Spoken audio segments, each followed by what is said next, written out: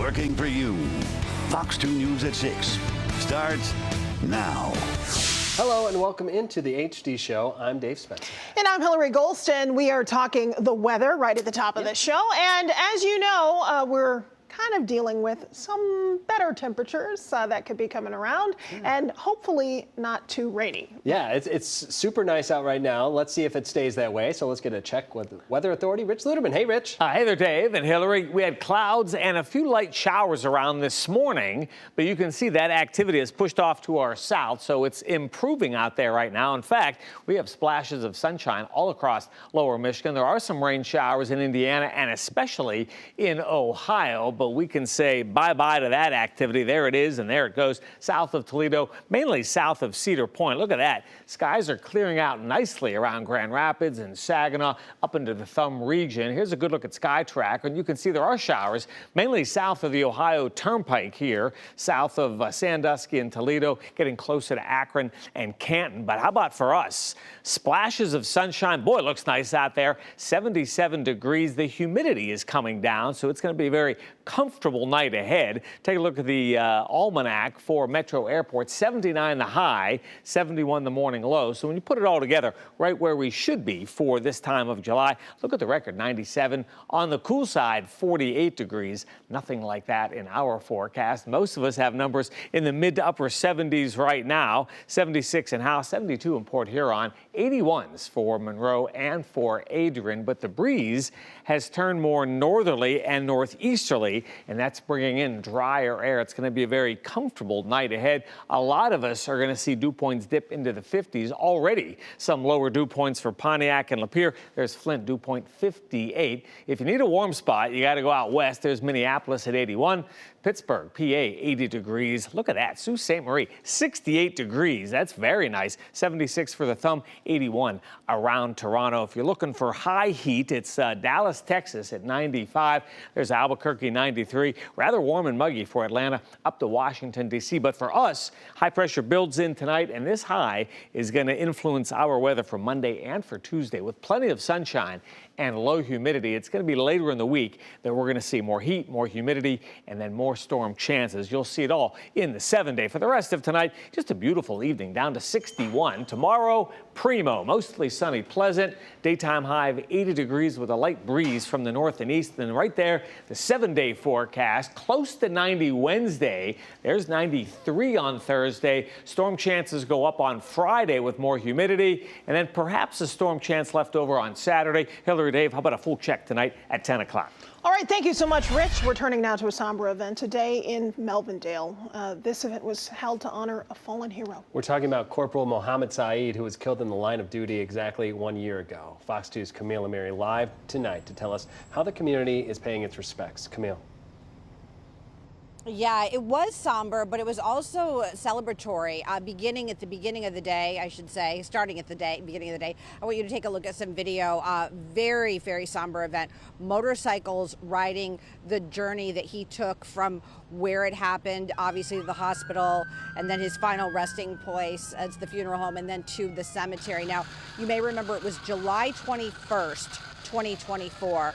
Officer Mohamed Said in Melvindale, officer only on the job for 18 months, 26 years old, responded to a call of a suspicious person, and when he arrived, that person shot and killed him. That person arrested a couple days later after a massive manhunt.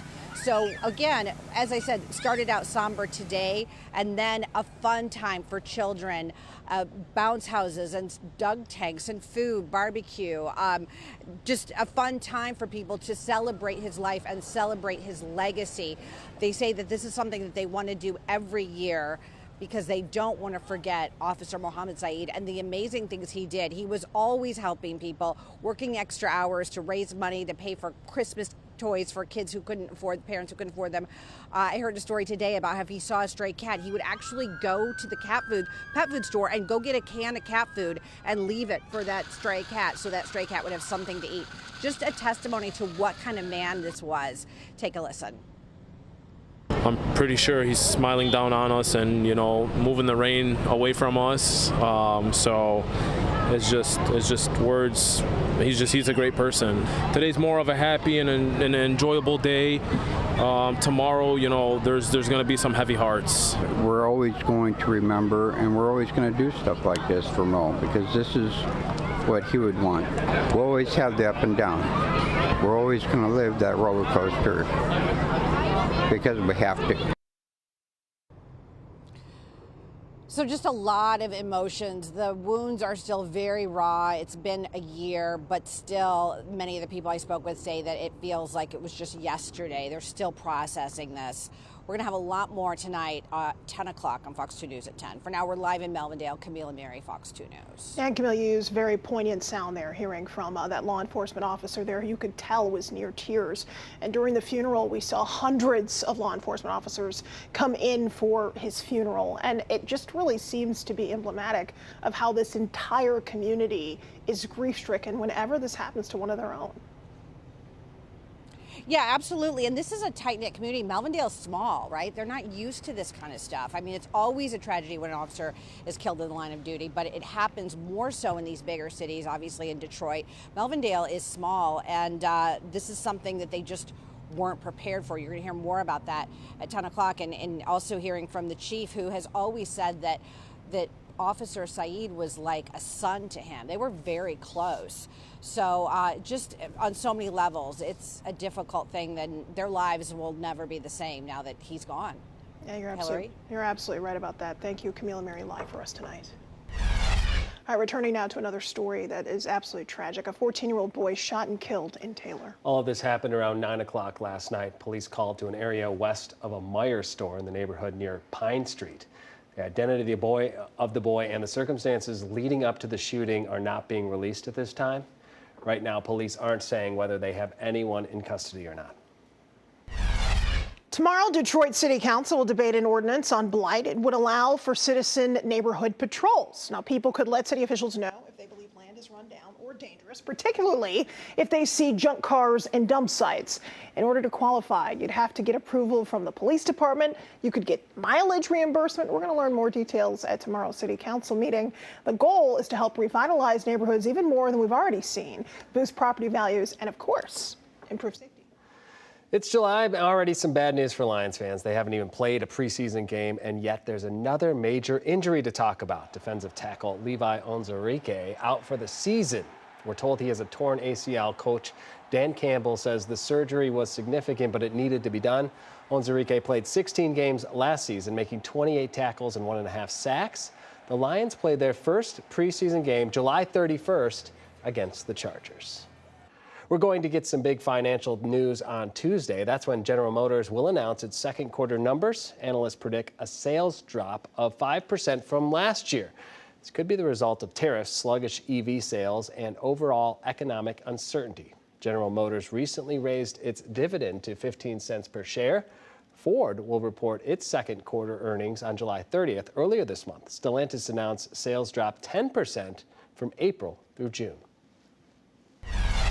Russia bombarding Ukraine with a new round of attacks. Yeah, President Donald Trump is now threatening Russia. He's giving Vladimir Putin 50 days to reach a ceasefire deal or face additional sanctions. Fox's Stephanie Bennett has that story. Rather than slowing, Russia's attacks are ramping up. As President Zelensky says, 10 regions were hit overnight as forces tried to repel more than 300 attack drones and more than 30 missiles. During his nightly address, President Zelensky says they've sent Russia an offer to hold a new round of peace talks next week. For the past 2 months, Russia has unleashed a summer offensive that is straining Ukraine's defenses and has residents exhausted and on edge. In Odessa, an apartment building was struck overnight, killing one resident and injuring several others. In Kyiv, residents have become accustomed to sleeping in the subway for shelter. Thousands have fled from the countryside to the capital, which is considered the best defended part of the country. The subway system recorded 165,000 visits during June nights. That's more than double the visits in May and nearly 5 times the number in June of last year. I feel much safer in the metro station than at home on the lower floors, especially when they warn that there might be ballistics. Earlier this week, President Donald Trump announced a 50-day deadline for Moscow to reach a ceasefire or face sanctions and promised to send Kyiv more weapons. But Russia called Trump's demands unacceptable. The European Union and Britain have ramped up pressure on Russia, too, targeting Moscow's energy sector with new sanctions. The Kremlin brushing off the move, calling it unlawful. For now, Russian forces claim to control about 1/5 of Ukrainian territory. In London, Stephanie Bennett, Fox News. Internationally, the African diaspora has a very broad reach, rich genetic, national, and cultural diversity. And the African World Festival honors the legacy of African diaspora. Fox 2's Ingrid Kelly takes us there. The African diaspora on full display at the African World Fest at Detroit's Hart Plaza. This is our 42nd annual festival. We're really excited to be back at Hart Plaza. We've been back down here for about 4 years. And so getting the chance to see so many people from across the diaspora coming to one place, it feels like a global family reunion. A time of togetherness to nurture the heart and soul of community. We're celebrating our culture, right? This year's theme is all about legacy. Festival has more than 40 years of existence here in the Detroit area, so it was only right that we speak on what the journey has been so far. This journey is celebrated through song, dance, food, and a cultural vibe that you can find in a ceremonial mask or Afrocentric clothing and accessories. I have a handbag made of some of them in Mali, some of them from my hometown, Niger. You can leave the passport at home because the African World Fest is bringing the safari experience to you. Of course, we've got the immersive experience here with the animals, learning about the different animals that belong here in the continent of Africa that we are connected to. There's also several stages for live music. Our headliners so far have been crushing the stage. We've had premier Detroit artists here, and today, to fast forward, we're blessed with Sounds of Blackness as our headliner. The festival wraps up Sunday, and planning is already underway to keep the fest bigger and better every year. This is an opportunity to celebrate the joy, the livelihood, the excitement that also exists so that we can see the whole dichotomy of being a human being. In Detroit, Ingrid Kelly, Fox 2 News. All right, we were talking about what some might consider to be a holiday of sorts in this country, Sure. National Ice Cream Day, but let's not sugarcoat it. Well, it's going to get worse, Hilary. If your day's been a struggle, maybe it's been a rocky road for you as of late, it's important to know that just as your weekend is melting away, you can sweeten things up with some ice cream. So here's the scoop. Okay. Many ice cream shops all across the country are celebrating with deals. Last year, ice cream makers in America churned out more than 1.3 billion gallons of ice cream, according to the International Dairy Foods Administration. The 5 most popular flavors are, in order, vanilla, chocolate, strawberry, butter pecan, or pecan, depending on how you say it, and cookie dough. The most popular topping, hot fudge. So don't waffle. Don't give this idea the cold shoulder. Get yourself some ice cream. Bring it out now, Z. Bring our ice cream to us. No, you don't have any? All right. All right, well, maybe you sprinkle a little love to those around you by treating the family. After all, it is Sunday, and you spell that with an E instead of a Y. That was a lot. There was a lot going on there. There was a lot. A lot of puns. Thank you, Matt, for all those Yes, puns. given to you. Yeah, to read through all the puns, so that's fun. Okay, let's call it. Let's call it. Let's call it a day. We got so much more coming up tonight at 10 o'clock. Be sure to join us on air then. See ya.